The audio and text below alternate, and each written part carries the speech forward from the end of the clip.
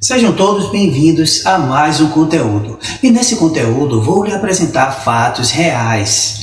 Vamos começar, meus queridos, com a política. A política surgiu na Grécia, aproximadamente no século VI a.C.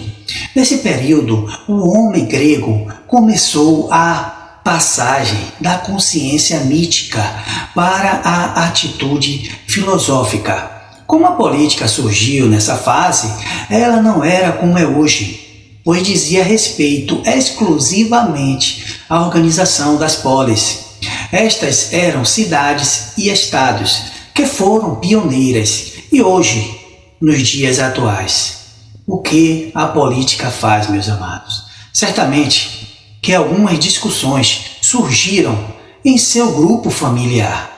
Todos temos um parente extremista que acredita, meus queridos, fielmente em um político ou partidos defendendo-os ao custo da harmonia familiar.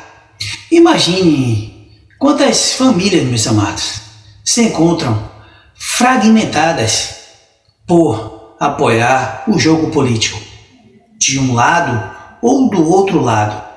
Não estamos diante de uma guerra civil, mas diante de uma guerra de ignorância. Sabe aquela rivalidade boba de futebol? Aquele lance de fazer piadinha com um colega por causa do time favorito? E um ódio brando é relevável na maioria dos casos. O ódio entre as pessoas ganhou um novo nível durante a crise política que assola o nosso país. Se a crise política terá um fim, não sei. Apenas posso afirmar que nenhum político deixará de ter a boa vida que tem para resolver problemas pessoais dos seus apoiadores. Aos que não têm capacidade de dialogar sobre política sem atacar, meus queridos, pessoalmente um ao outro. Na religião, meus amados, não é diferente. O que você está vendo, não só no Brasil, mas também em outros países de maioria cristã. É uma luta, é uma revolta contra a profunda corrupção, manipulação e politização do cristianismo, ao prejudicar quem não segue a fé cristã. Nos Estados Unidos, o cristianismo se tornou uma ferramenta do Partido Republicano. Tornou-se um instrumento para separar as minorias do acesso aos direitos humanos, para proibir mulheres que sofrem e crianças refugiadas de receber auxílio e ajudar para afastar os mais pobres das políticas de bem-estar e acesso à saúde universal e outros serviços para os mais necessitados. E em lugar disso, empoderam a supremacia branca. Para muitas pessoas, inclusive cristãos, isto é uma traição de tudo o que Jesus pregou. E por isso, muitos têm, meus amados, abandonado o cristianismo e procurando formas alternativas de espiritualizar, e é exatamente o que vem acontecendo no Brasil. Não é só uma guerra entre monoteístas e politeístas. É uma batalha entre o cristão e os que se sentiram abandonados pela denominação. E também uma tentativa de acobertar o que muitos acreditam ser uma espiritualidade mais autêntica, radicada no solo do Brasil, mais do que outras espiritualidades trazidas por estrangeiros e colonizadores. Meus amados, tudo isso se resume aqui, neste local, cemitério. Aqui estão políticos que na geração passada, eleitores defenderam, criaram discórdia entre as famílias para defender partido político.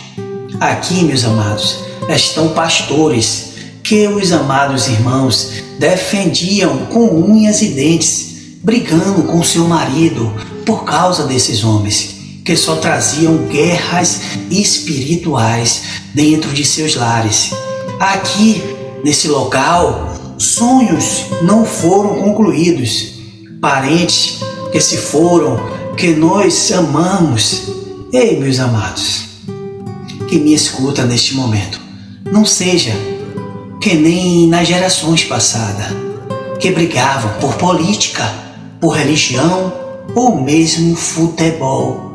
Seja maduro, seja íntegro.